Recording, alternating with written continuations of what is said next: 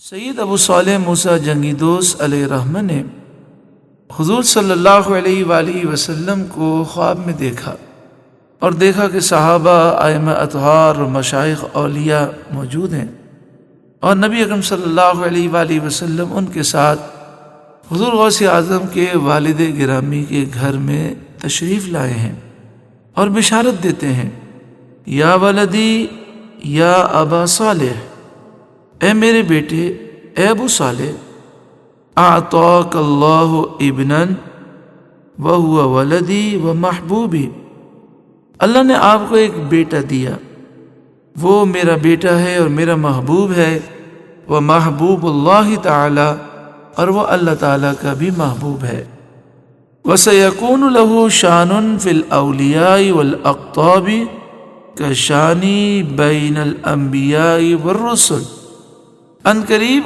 اس کی شان اولیاء میں اور اقطاب میں ایسی ہوگی جیسی میری شان انبیاء اور رسولوں کے درمیان ہے، یعنی وہ اولیاء اور اقطاب کا سردار ہوگا۔ ولادت کی رات آپ نے خواب دیکھا اور صبح حضور غوث اعظم کی ولادت ہوئی، عین صبح صادق کے وقت، یکم رمضان المبارک۔ حضور غوث اعظم کی آنکھ کھلی، پیدا ہوتے ہی محبوبیت کی سند آپ کو حاصل ہو گئی۔ حضور غوث اعظم رضی اللہ تعالیٰ عنہ کے واقعات ہم سنتے ہیں اور انشاءاللہ سنتے رہیں گے۔ ابتدا ہی سے مقام قطبیت پر فائز ہونے کے باوجود علم حاصل کیا اور علم کے حصول کے لیے کئی تکالیف برداشت کی۔ علم تفسیر، اصول تفسیر، حدیث، اصول حدیث، فقہ، اصول فقہ اور دیگر علوم میں مہارت حاصل کی۔ جہاں عقلیں دنگ رہ جاتی وہاں مسئلہ حضور غوث اعظم حل فرماتے۔ حصول علم کے بعد آپ نے ریاضتیں اور مجاہدات فرمائے۔ نزہۃ الخاطر الفاتر میں علامہ علی قاری علیہ الرحمہ فرماتے ہیں، حضور غوث اعظم رضی اللہ تعالیٰ عنہ نے منبر پر بیٹھ کر فرمایا، میں 25 سال تک تنہا بیابانوں، ویرانوں، جنگلوں میں ریاضت مجاہدات کرتا رہا۔ 40 سال تک فجر کی نماز عشاء کی نماز کے وضو سے ادا کی۔ 15 سال تک عشاء کی نماز کے بعد ایک پاؤں پر کھڑا ہو جاتا، صبح تک قرآن پاک مکمل کرتا۔ ایک رات سیڑھی پر چڑھتے ہوئے میرے نفس نے مجھے کہا، اگر تم ایک گھڑی سونے کے بعد اٹھو تو کیا اچھا ہو۔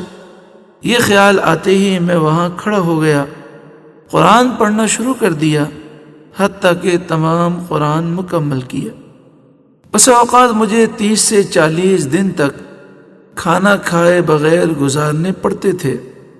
ابلیس میرے پاس آتا تو میرے سامنے ایک اونٹ کھا کر بھاگ جاتا۔ دنیا اپنی ساری عیش سامانیوں اور جمال اور آسائش کے ساتھ میرے سامنے آتی تو میں اسے نظر انداز کر دیتا۔ حضور غوث اعظم رضی اللہ تعالیٰ عنہ کی والدہ کا بیان ہے کہ عبد القادر میرے ساتھ اللہ کا ذکر کرتے، جب میں اللہ کا ذکر کرتی تو میرے پیٹ سے ذکر کی آواز آتی، جب میں اللہ کی بارگاہ میں سجدہ کرتی تو یہ پیٹ کا بچہ اللہ کی بارگاہ میں سجدہ کرتا۔ جب آپ پیدا ہوئے تو یکم رمضان المبارک کا پہلا دن صبح صادق کے وقت آپ نے صبح صادق سے لے کر غروب آفتاب تک دودھ نہیں پیا، روزہ رکھا، اور پورے رمضان یہ معمول تھا۔ جب عید کے معاملے میں لوگوں میں شبہ پڑا تو حضور غوث اعظم کی یہ کرامت ایسی مشہور ہو گئی تھی کہ لوگوں نے کہا، سید گھرانے میں جا کر معلوم کرو بچے نے آج دودھ پیا ہے کہ نہیں، اگر دودھ پیا ہے تو عید کا دن ہے، ورنہ رمضان کی 30 تاریخ ہوگی۔ حضور غوث اعظم رضی اللہ تعالیٰ عنہ جب 3 یا 4 سال کے تھے اور آپ اپنے استاد کے سامنے بیٹھے اور وہ بسم اللہ شریف پڑھانے لگے تو حضور غوث اعظم نے 18 پارے سنا دیے۔ استاد نے کہا کہ اور پڑھو بیٹا، تو آپ نے فرمایا، میں جب ماں کے پیٹ میں تھا تو میری ماں کو چونکہ 18 پارے یاد ہیں تو وہ اسی کو دہراتی رہیں اور میں نے 18 پارے یاد کیے ہیں۔ جب حضور غوث اعظم رضی اللہ تعالیٰ عنہ مدرسے کے لیے جاتے تو فرشتے پیچھے سے ندا دیتے، بچوں ہٹو، اللہ کا ولی آ رہا ہے۔ 18 سال کی عمر تک آپ ایران کے قصبے گیلان میں رہے، یہیں آپ کی ولادت ہوئی تھی، اور اس قصبے اور آس پاس کے جتنے علماء تھے، جتنے مدارس سے، آپ نے ان سے علم حاصل کیا۔ جب 18 سال کے ہوئے تو آپ اپنی والدہ کا ہاتھ بٹاتے، کیونکہ والد صاحب کا انتقال ہو گیا تھا، اور کھیتی باڑی کرتے۔ 9 ذی الحجہ کا دن تھا، یوم عرفہ، اور آپ اپنے کھیت میں ہل چلا رہے تھے بیل کے ذریعے، تو بیل رک گیا اور آپ کی طرف متوجہ ہو کر فصیح زبان میں کہنے لگا کہ عبد القادر تو اس کام کے لیے پیدا نہیں